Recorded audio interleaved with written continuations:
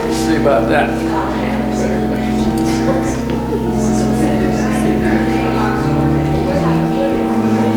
I didn't know what to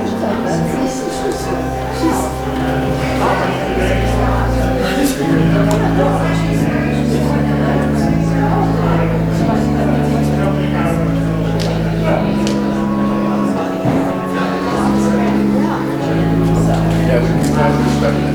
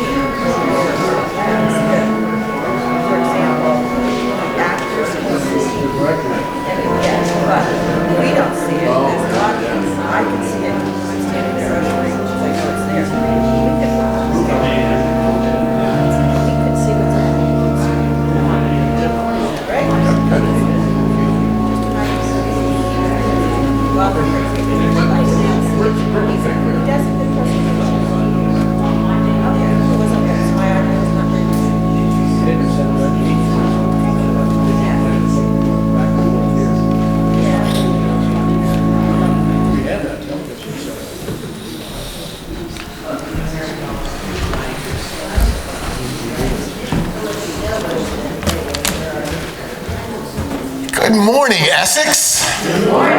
Happy New Year. Happy New Year. It is good. Nope. Let me change that. It is great to be back with you this morning. We had a wonderful vacation. Thank you so much for that time that we had between Christmas and New Year's. But it is wonderful to be back and see you all. Good morning to those of you on Facebook. Good morning to everyone on YouTube who will be watching later today. Whether you are on site or online, we are so glad that you are worshiping with us today. As you can see, our communion table is set and prepared if you are a guest with us for perhaps the first time. It's important for you to know that everyone is welcome and invited to share communion with us. You don't need to be a member of our church. You don't need to be a member of our denomination. Our purpose statement and our church covenant highlight fellowship and unity as two of our core foundational values. So everyone is invited to join us at the table this morning. There are a few announcements in your bulletin. If you want to take this home, it's very handy to put on your fridge for upcoming dates. You can just put all of this information on your refrigerator or on a desktop somewhere. I'm just going to highlight a few of them. I want to take a final count with Jay and Haney. How many pies left? 11? I think we have 11 pies. We have 10 apple pies and 1 berry pie left. If you are looking for a great gift, if you need something for your Super Bowl party, support the church. Buy a pie. Take it to the Super Bowl party. January 22nd is our annual meeting right after worship. January 27th, we are having a potluck dinner on Friday, January 27th at 6 p.m. More information will be coming on that. There will be a sign-up in our lobby as well, where you can sign up for that, as well as a number of other opportunities to read or to host our coffee hour. You will notice that in our announcements, the sign up for the potluck will be located in the vestibule. So just so you know, vestibule, narthex, and lobby are all acceptable terms for that space out there. Just in case anyone didn't know, lobby, narthex, and vestibule all work. Are there any other announcements that we have missed this morning? Anything we need to share? Well, this past Friday, a new season of the church calendar began. Without looking at the big screen television over there, can anybody tell me what it is? Epiphany, that's right. Epiphany. Epiphany is a recognition or a celebration of the visit of the Magi from the east. This is the good news of great joy for all people. The Magi were from the east. And as we sing, as with gladness those of old did the guiding star behold.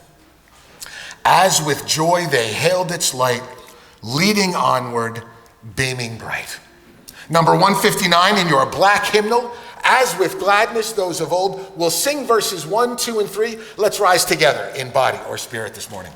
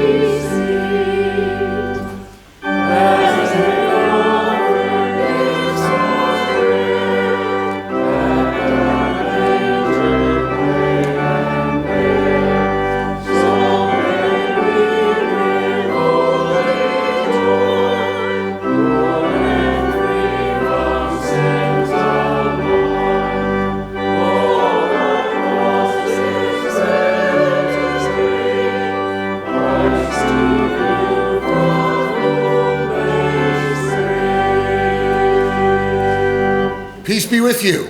And also with you. Let me invite you to turn to those around you and greet them with the peace of Christ this morning before you sit down. Peace be with you.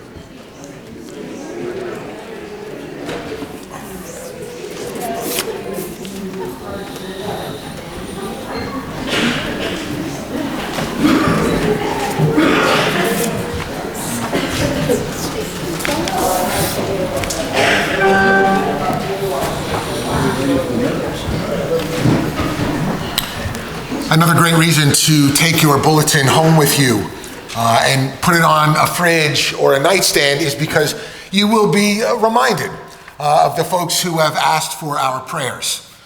You will be able to join with your family of faith in remembering those folks. There's a number of familiar names there. One that is new this week is Brian Jobson. Brian Jobson is in the hospital as of, I think, Thursday. So please keep him and the family in your prayers in the days ahead. We'll keep you posted on any updates as they are made available. Are there any other names that you would like to add to this list? Any joys you would like to share? Any celebrations? Or also any concerns of your heart as well? Rick, go ahead. My twin's birthday this month. Whose birthday? My twin. Your twin? That sounds like an inside joke to a new pastor. Thanks, Rick. Yes? My friend, who I announced probably 3 months ago, that had stage 4 lung cancer, just had a PET scan, and there's no sign of it.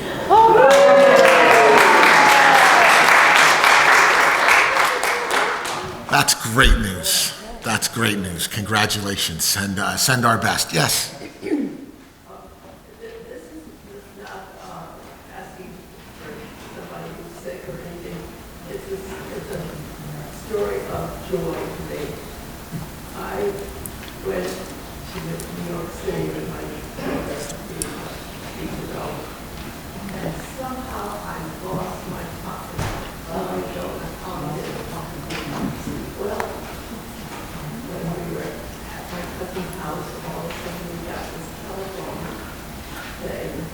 your pocketbook. A man has found your pocketbook and wants to know how to get back to the home.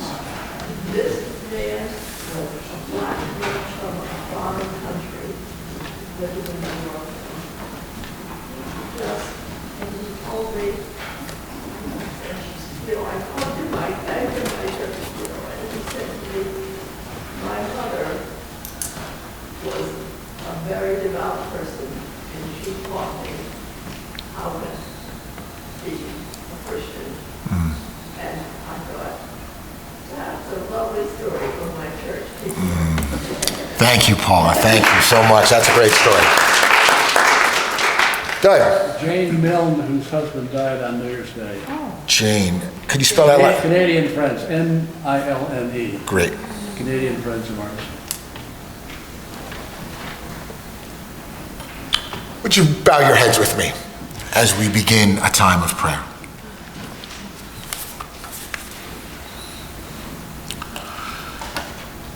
Good and gracious God, we come before you today, lifting up the joys and the concerns of our hearts. We are grateful this day to be able to share such good news, good things that have happened to us since we were last together. But we also know there is pain and heartache as well.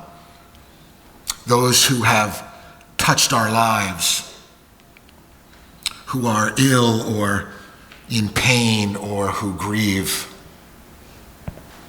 May we always be open to the light of your healing love and the power of your Spirit,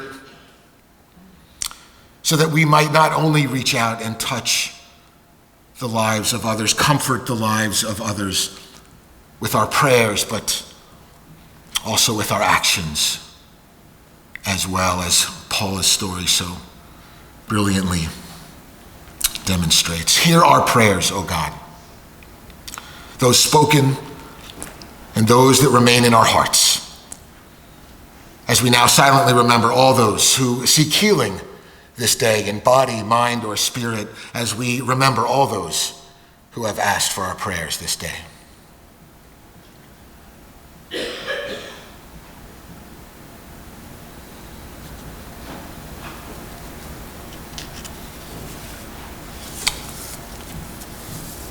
And we now together lift up the words that Jesus taught us, saying, Our Father, who art in heaven, hallowed be thy name. Thy kingdom come, thy will be done, on earth as it is in heaven. Give us this day our daily bread, and forgive us our trespasses, as we forgive those who trespass against us. And lead us not into temptation, but deliver us from evil.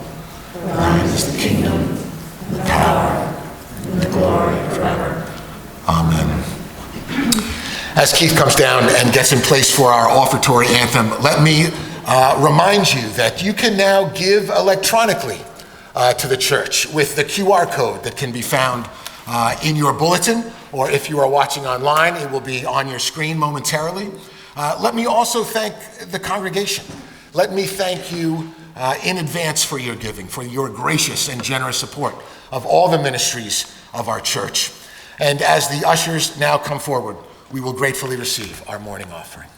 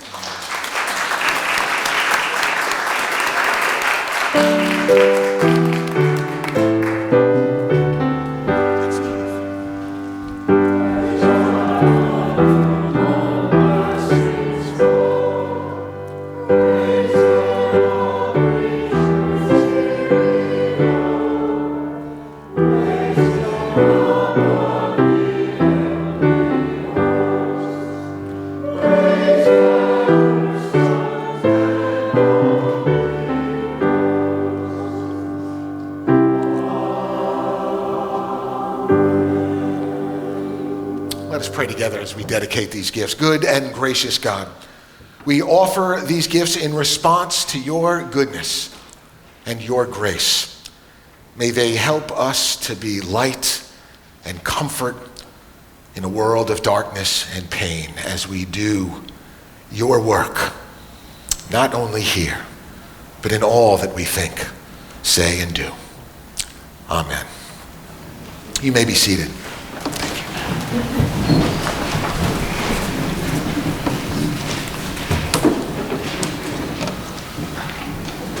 So you may have noticed, Bob, I'm not sure if you did, but we've taken some of the decorations down.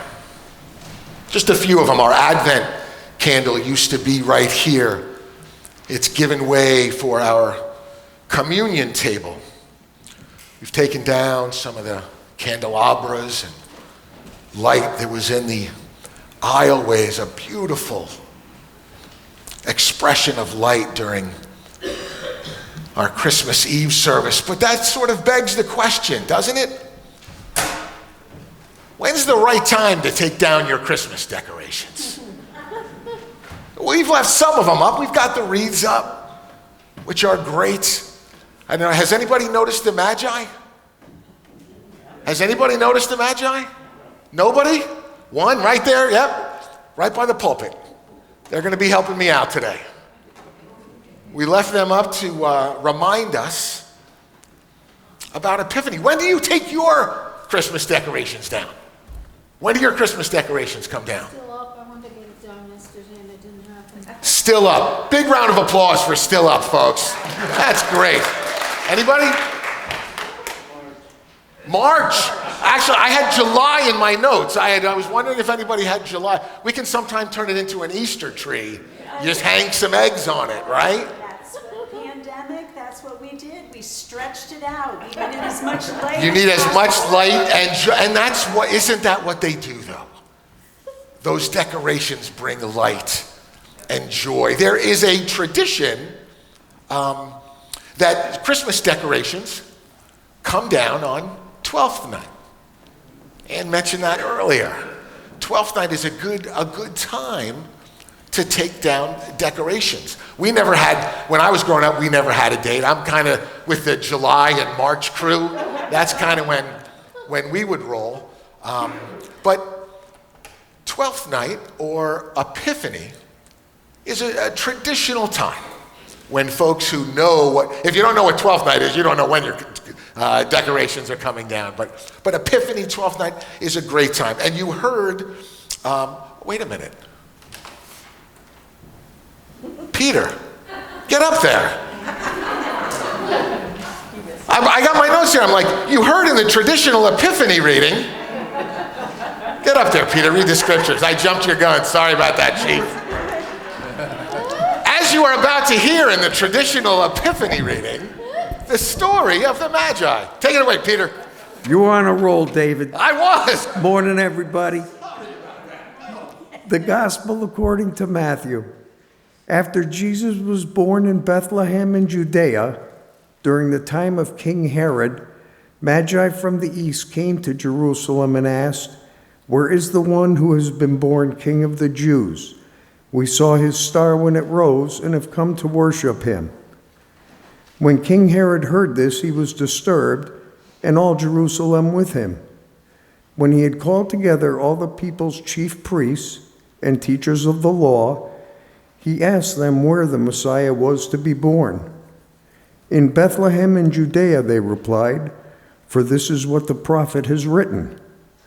But you, Bethlehem, in the land of Judah, are by no means least among the rulers of Judah. For out of you will come a ruler who will shepherd my people to Israel." Then Herod called the Magi secretly and found out from them the exact time the star had appeared. He sent them to Bethlehem and said, "Go and search carefully for the child. As soon as you find him, report to me, so that I too may go and worship him." After they had heard the king, they went on their way, and the star they had seen when it rose went ahead of them until it stopped over the place where the child was. When they saw the star, they were overjoyed. On coming to the house, they saw the child with his mother Mary, and they bowed down and worshiped him.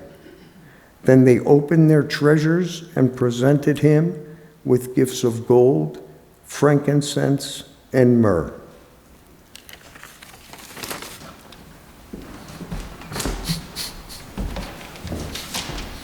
Thanks, Peter. Great job.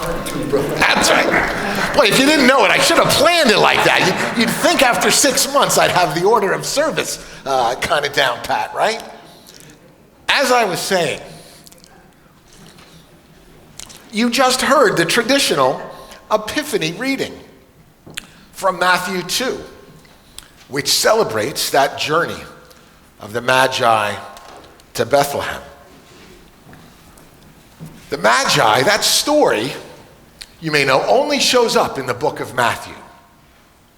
That's the only place where we see that story. Our manger scenes that have the shepherds and the Magi together, the shepherd story actually only appears in the Gospel of Luke. So your manger scene is really kind of a mashup of two different stories for convenience. But do you remember how many Magi the text said there were? Does anybody remember how many the text said there were? No, I didn't say how many gifts there were. I said how many Magi there were. Well, not none, unless there's a secret there that I didn't get. It doesn't say. It doesn't say how many. We always have three. Why do we have three? Because of the three gifts, right? There's gold, frankincense, and myrrh. But it doesn't actually say that there were three Magi. It just says there were three gifts. It doesn't say, I know we sometimes call them kings too, don't we? Doesn't say they were kings either. I'm dropping a lot of truth bombs on you today, folks.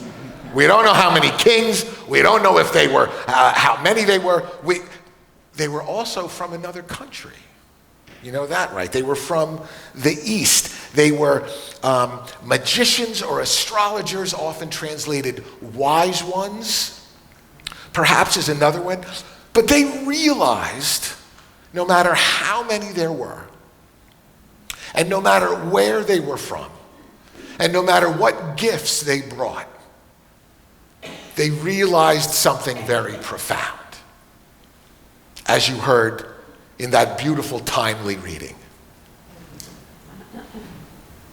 They recognized Jesus as a king. And they came to pay homage to him, as the text says. You might say they had an epiphany.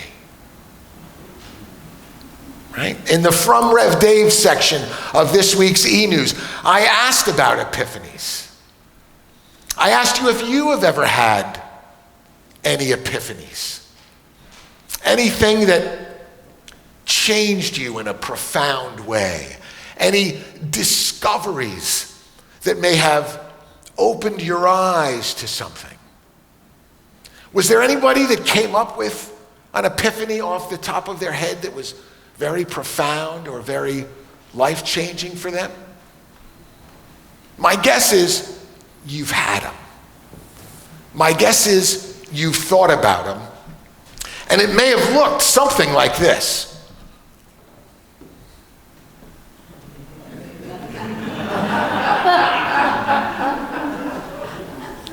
Actually, I need to be, hold on.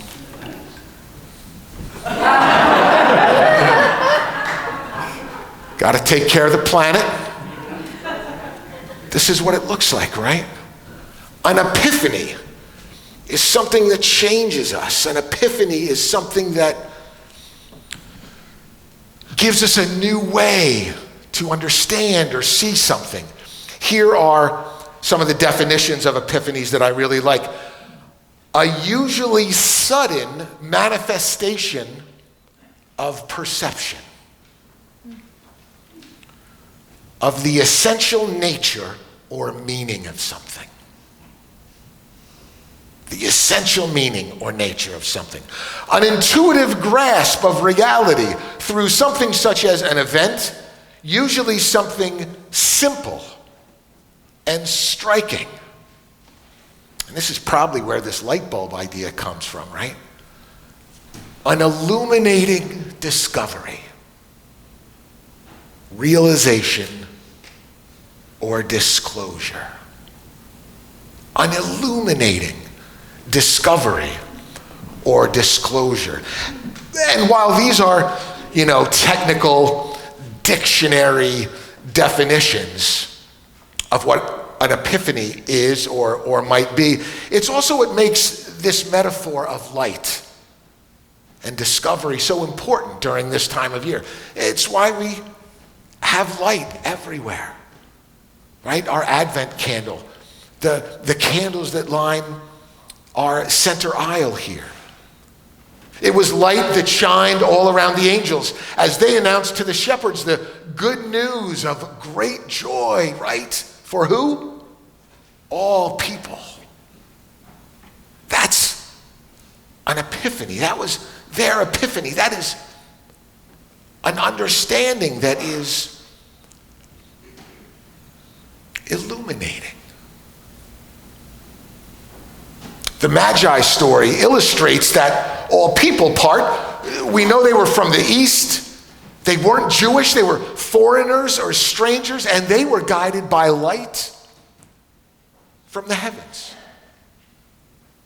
And how do we symbolize that light on our Christmas tree? Put that star right on top of the tree. Some people how many folks put angels on the top? All right, so there's a couple angels. Where are my star people? Who puts the star still on top of the tree? Good, good, good. About half and half. Very nice.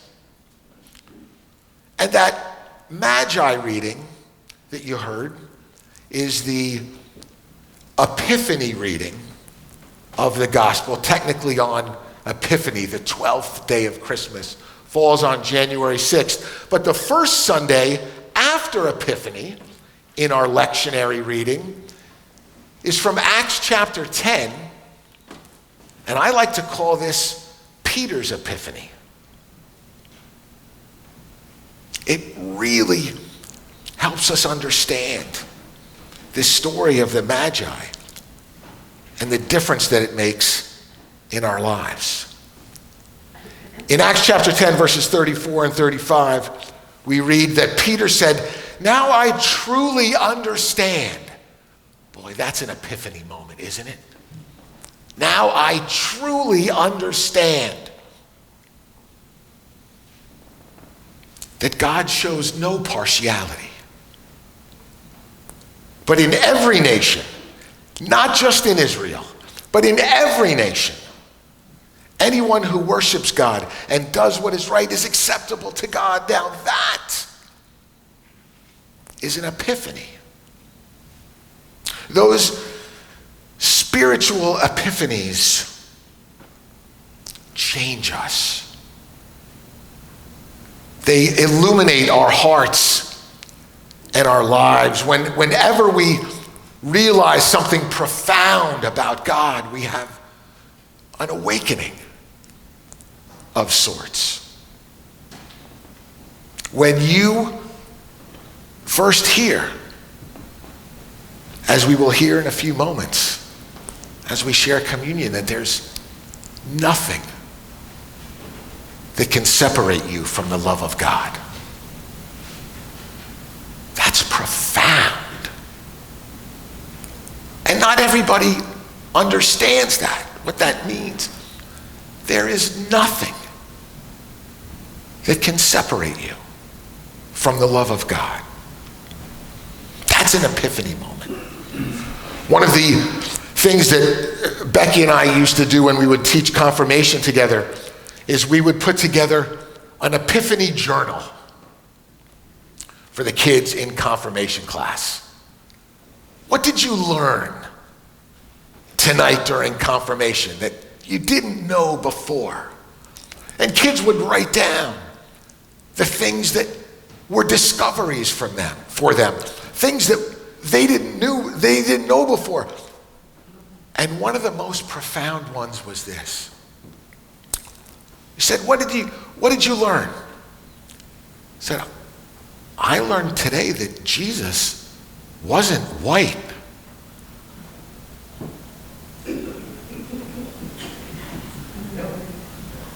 Who's ever seen that Warner Salmon picture? The head of Christ, right? Or the other one he did knocking at the door. We have a lot of pictures of white Jesus. Guess what? Do the math with me. Middle East, Jewish, probably not a white guy. But that can be an epiphany for a 12-year-old. Can be an epiphany for a 40-year-old. Right? When you hear that for the first time. I'm hoping that we will have a lot of epiphanies together. That we will discover the love of God in profound new ways. That we will be able to work together as a congregation to share that love with those around us. It might be tough for us to remember our first epiphanies. I'm going to have you imagine with me one of the first epiphanies.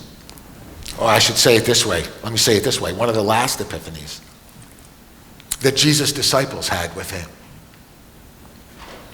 Imagine after spending a number of years with Jesus, eating innumerable meals together. You're at the Passover one night. The meal's going along just fine. And Jesus picks up some bread and says, "This is my body."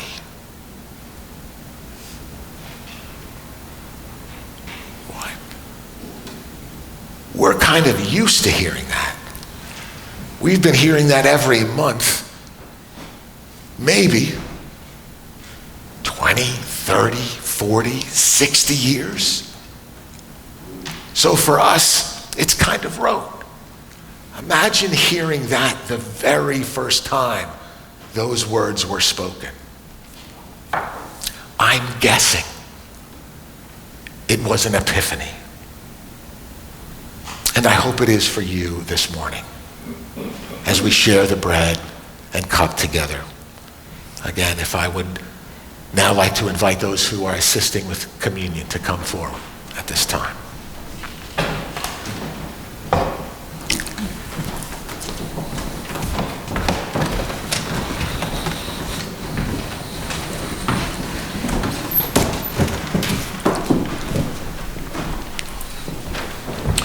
I just want to remind you all once again that the bread and cup are open to all. You don't need to be a member of our church. You don't need to be a member of our denomination. If you are here and you hunger and thirst for what the bread and cup have to offer this morning, we invite you to participate and share in this meal. As the bread comes to you, I'll invite you to hold on to it so that we may all partake of the bread together. And we will do the same thing with the cup as well. And again, the reason we are all invited to this table is because it demonstrates and illustrates for us God's love for us, from which there is no separation and in which there is now no condemnation. With that in mind, let us pray. Blessed are you, O God. You bring forth bread from the earth and you create the fruit of the vine, so we give you thanks and praise because you are good. Your mercy endures forever and our souls find rest in you alone. May this bread and this cup nourish, fill, and sustain us with the power of your Spirit so that we might be your lights in a broken and hurting world. As we remember that it was in the night in which Jesus was eating the Passover meal with his disciples that he took bread. And when he had given thanks, he broke it and he gave it to them and said, "Take this, all of you, and eat. This is my body, which is broken for you. Do this in remembrance of me." In the same way, after supper, he took the cup. And when he had given thanks, he gave it to them and said, "Take this, all of you, and drink from it. This cup is the new covenant in my blood, shed for you for the forgiveness of all of your sins. As often as you do it in the remembrance of me." These are the gifts of God for the people of God, the bread of heaven and the cup of salvation.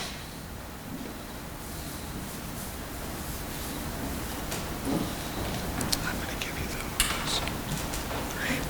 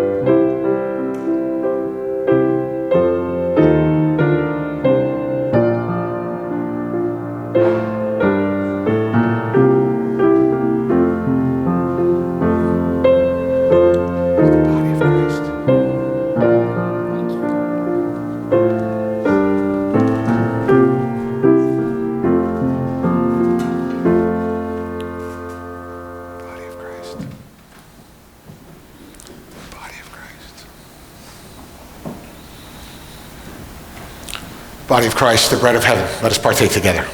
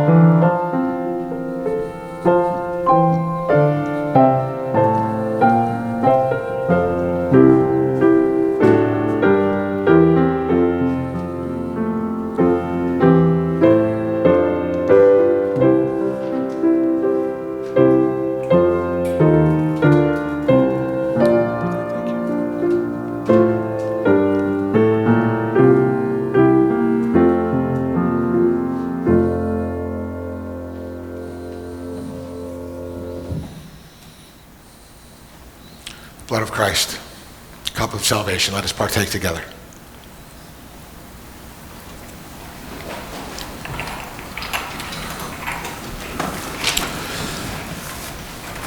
The unison prayer of thanksgiving can be found in your bulletin.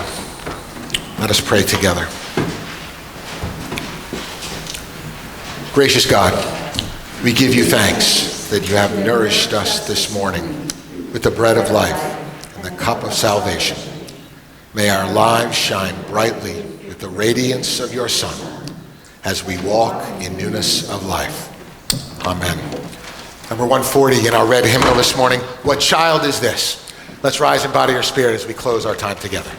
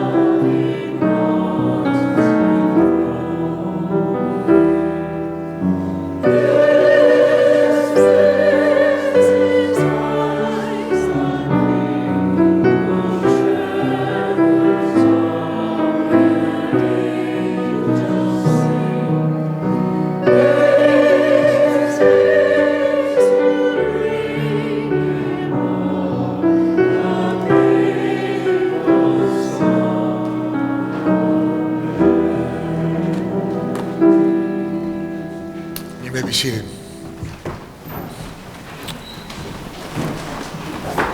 I hope you'll join us for some coffee and refreshments in our parlor in just a few moments. Maybe share some epiphany stories. I'll leave you with one more before we go. You actually just sang it. What child is this who laid to rest on Mary's lap is sleeping, whom angels greet with anthems sweet, while shepherds watch are keeping? All question marks, right? And then a new understanding sets in, an illuminating idea. This is Christ, the King. So bring him incense, gold, and myrrh. The King of Kings salvation brings. Let loving hearts enthrone him. Go in peace.